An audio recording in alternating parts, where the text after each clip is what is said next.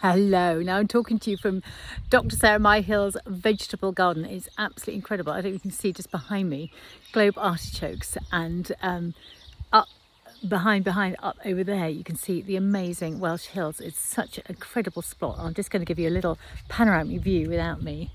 I'm right at the back of the farm here, and I'm standing amongst unbelievable strawberries, either potatoes, artichokes, all the herbs, celery, beans, everything you could wish for. Fennel's going gorgeously, all the kales, the broccoli is there.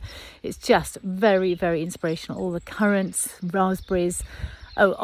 Just on it goes, and she's got an orchard sort of over there, and it's all very wonderful. And today I've been let off the hook, so I'm doing a really lovely cooking slot all tomorrow morning, which is going to be really exciting. I think the weather might be raining then, but for now the sun is shining. It's absolutely brilliant. I'm with a really, really gorgeous group of people, and I'm thinking of you, but right now I'm learning, and I'm right here and having a really lovely time. So see you soon. Bye.